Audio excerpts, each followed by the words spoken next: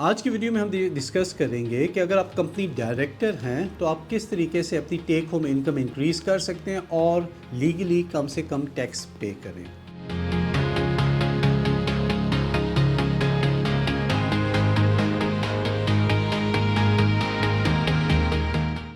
आपको इंटरनेट पे बहुत सी वीडियोस मिलेंगी जिसके ऊपर ये डिस्कस हो चुका है, बट इस वीडियो में हम दो चीज़ें डिस्कस करेंगे। पहली ये कि आप किस तरीके से अपने टेक होम इनकम इंक्रीज़ कर सकते हैं कम से कम टैक्स पे करके, और दूसरा ये कि जब आप अपनी इनकम पर्सनल इनकम इंक्रीज़ कर रहे हैं, टैक्स बचा रहे हैं, तो इसका इफ़ेक्ट आपकी कंपनी के ऊपर क्या पड़ेगा।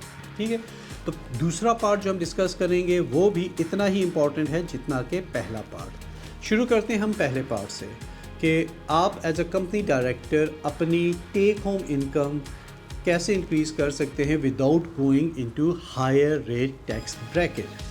अच्छा, आप एज अ कंपनी डायरेक्टर अगर आप कंपनी से तनख्वाह लेते हैं जो कि अप्रॉक्सीमेटली 12,570 पाउंड या 12,500 पाउंड आप कंपनी से तनख्वाह लेते हैं मौजूदा टैक्स ईयर में, उसके ऊपर आपको कोई टैक्स नहीं पड़ेगा। और क्योंकि आप ये 12,500 पाउंड टैक्स तनख्वाह अपनी कंपनी से ले रहे हैं, इसका मतलब है ये 12,500 आपकी कंपनी का ख़र्चा भी आ जाएगा, और इस 12,500 की वजह से आपकी कंपनी तकरीबन 2,500 पाउंड कॉर्पोरेशन टैक्स भी बचा लेगी। एक चीज़ तो ये होगी, अभी तक आपने 12,500 तनख्वाह ले ली, कोई टैक्स नहीं है। अब ये देखिए कि 40% जो हायर रेट टैक्स ब्रैकेट है वो तब स्टार्ट होती है जब आपकी income total income from all sources निकल जाए 50,100 या 50,200 से ऊपर। हम ये अज्यूम करते हैं कि आपकी इनकम जो है वो आपकी कंपनी के थ्रू सैलरी या डिविडेंड के ही होगी। 12,570 आपने तनख्वाह ले ली, बाकी 37,500 पाउंड अप्रॉक्सीमेटली आप कंपनी से डिविडेंड ले लेंगे, तो 37,000 डिविडेंड और 12,500 तनख्वाह मिला के आपकी टोटल इनकम तकरीबन 50,100-200 के करीब बन जाएगी। अब 50,200 में जो आपने 37,000 डिविडेंड लिया है, इस 37,000 डिविडेंड में पहले 1,000 के ऊपर तो कोई टैक्स नहीं है, और बाकी जो डिविडेंड है वो 36,500, उसके ऊपर आपको 8.5% टैक्स देना पड़ेगा। इसका मतलब है कि आपका टोटल टैक्स जो बन जाएगा वो तकरीबन 3,200 पाउंड बन जाएगा पूरे साल का। तो आपकी टोटल इनकम 50,200 के करीब हो गई और टोटल टैक्स 3,200 के हो गया। इसका मतलब है आपकी टेक होम इनकम साल की जो बन गई वो 47,000 पाउंड सालाना अप्रॉक्सीमेटली बन गई। माहाना आप कह सकते हैं तकरीबन 3,900 3,900 पाउंड अप्रॉक्सीमेटली बनेगी।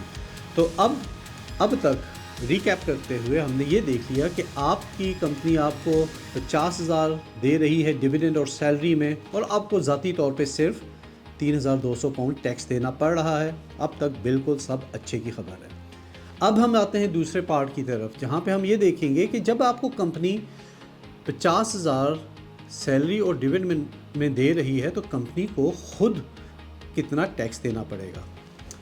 याद रखिए कि कंपनी पहले मुनाफा कमाएगी, मुनाफे के ऊपर टैक्स देगी, और फिर टैक्स देने के बाद जो पैसे बचेंगे वो आपको डिविडेंड दे सकती है।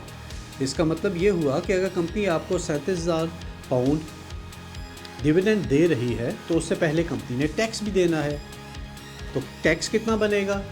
टैक्स तकरीबन 8,800 पाउंड बनेगा, यानी कंपनी ने मुनाफा करना है तकरीबन 46,500 या 47,000 आप कह दीजिए। कंपनी मुनाफा करेगी 47,000 का, उसके ऊपर 8,500 पाउंड टैक्स देगी, और उसके बाद जो पैसा बचेगा वो आपको डिविडेंड में दे देगी, और जब आपको वो डिविडेंड वसूल होगा तो उसके ऊपर आपने ज़ाती तौर पे टैक्स देना है।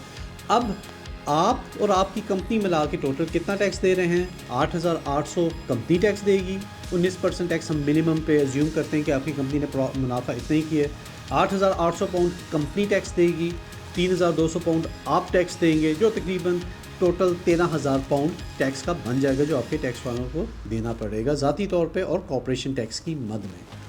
अब आपको ने ये फ़ैसला करना है कि जब आप इस रूट के थ्रू जाते हैं कि हमने कंपनी से डिविडेंड और ये लेना है, तो क्या कंपनी आपकी फाइनेंशियली स्टेबल है या नहीं है। यकीनन अगर आपकी कंपनी इतना मुनाफा कर रही है और इतने वो मुनाफा बना रही है तो उसके ऊपर आपको टैक्स तो देना पड़ेगा, मगर इस रूट को फॉलो करने से पहले ये टैक्स इम्प्लीकेशन और कैश फ्लो इम्प्लीकेशन अपने जहन में रखिएगा कि आपका तो टैक्स कम हो रहा है मगर कंपनी को फिर भी टैक्स देना पड़ रहा है। मज़ीद मालूमात के लिए आप हमारे चैनल पे मुख्तलिफ़ वीडियोज़ देख सकते हैं और हमारे ऑफिसेज़ को कॉन्टेक्ट कर सकते हैं और वो आपकी मज़ीद हेल्प और असिस्ट कर देंगे।